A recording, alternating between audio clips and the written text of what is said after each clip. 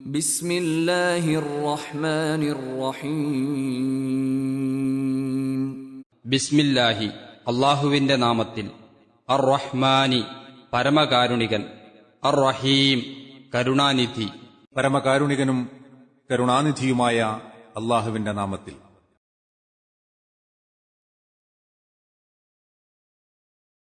അമ്മ യതസാഅലൂൻ.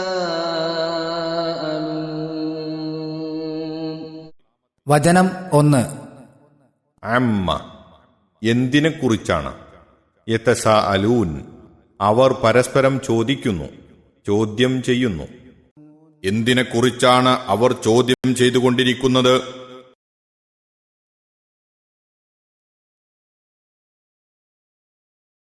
അനിന്നബഇൽ അദീം. വചനം 2. അനിന്നബഇ വൃത്താന്തത്തെക്കുറിച്ചാകുന്നു. അൽ അലീം മഹത്തായ, വമ്പിച്ച. അതെ, ആ മഹത്തായ വൃത്താന്തത്തെക്കുറിച്ച്.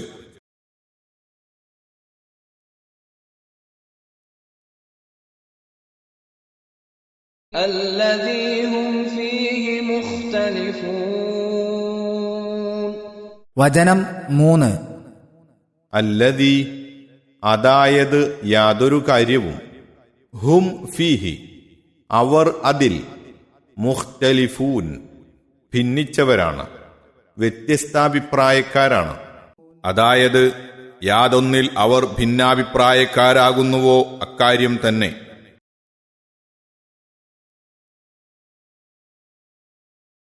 കല്ലാ സയഅലമൂൻ. വചനം 4.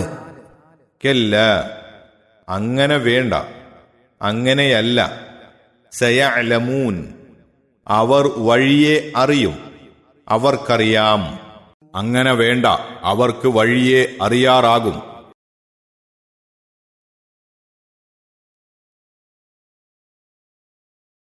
ثم كلا سيعلمون. വചനം 5. തുമ്മ കെല്ല പിന്നെ വേണ്ട. സയഅലമൂൻ അവർ വഴിയെ അറിയും, അറിയാറാകും.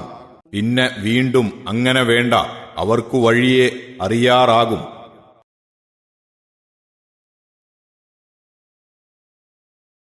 അലം നജഅലിൽ അർദ മിഹാദൻ. വചനം 6. അലം നജ്അൽ നാം ആക്കിയില്ലേ, അൽ അർള ഭൂമിയെ, മിഹാദ ഒരു വിധാനം, തൊട്ടിൽ, വിരിപ്പ്. ഭൂമിയെ നാം ഒരു വിധാനം അഥവാ വിരിപ്പെന്നോണം ആക്കിയിട്ടില്ലേ?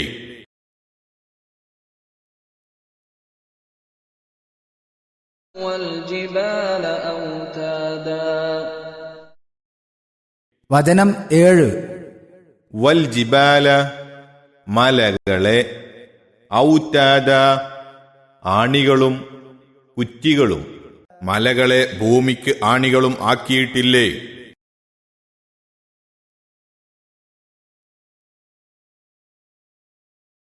വഖലഖനാകും അസ്വാജാ. വചനം 8. വഖലഖനാകും നിങ്ങളെ നാം സൃഷ്ടിക്കുകയും ചെയ്തു, അസ്വാജ ഇണകളായിട്ട്. നിങ്ങളെ നാം ഇണകളായി സൃഷ്ടിക്കുകയും ചെയ്തിരിക്കുന്നു.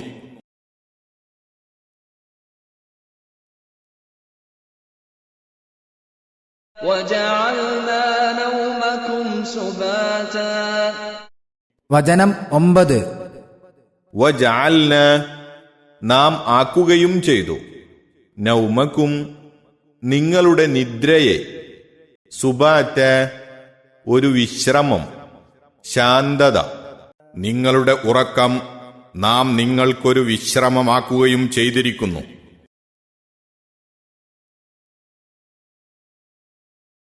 വജഅൽനൽ ലൈല ലിബാസാ.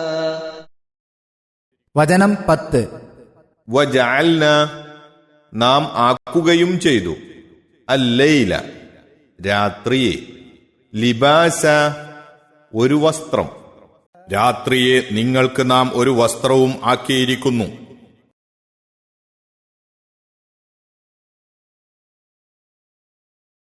ഈ ലോകത്തിന് ഒരു അന്ത്യമുണ്ടെന്നും അനന്തരം മറ്റൊരു ജീവിതമുണ്ടെന്നും അവിടെ വെച്ച് ഓരോരുത്തനും ഇഹത്തിൽ വെച്ചു ചെയ്ത കർമ്മങ്ങളെക്കുറിച്ച് ചോദ്യം ചെയ്യപ്പെടുമെന്നുമുള്ള യാഥാർത്ഥ്യത്തെയാണ് മുശ്രിക്കുകൾ മറ്റെല്ലാറ്റിനേക്കാളും കഠിനമായി നിഷേധിക്കുന്നത്.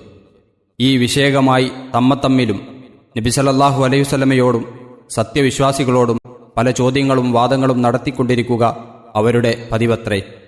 സത്യാന്വേഷണമല്ല ഇതിന്റെ ലക്ഷ്യം. പരിഹാസം, ആശ്ചര്യം, ധിക്കാരം, നിഷേധം ഇവയൊക്കെയാണ് അവരെ അതിനു പ്രേരിപ്പിക്കുന്നത്. എന്നാൽ അത് അങ്ങനെ ചോദ്യം ചെയ്യപ്പെടാവുന്ന ഒരു കാര്യമല്ലെന്നും അതിനെ സംബന്ധിച്ച് സഗൗരവം മനസ്സിരുത്താത്ത പക്ഷം അതിന്റെ ഫലം അതിഗുരുതരമായിരിക്കുമെന്നും അള്ളാഹു അവരെ താക്കീത് ചെയ്യുന്നു.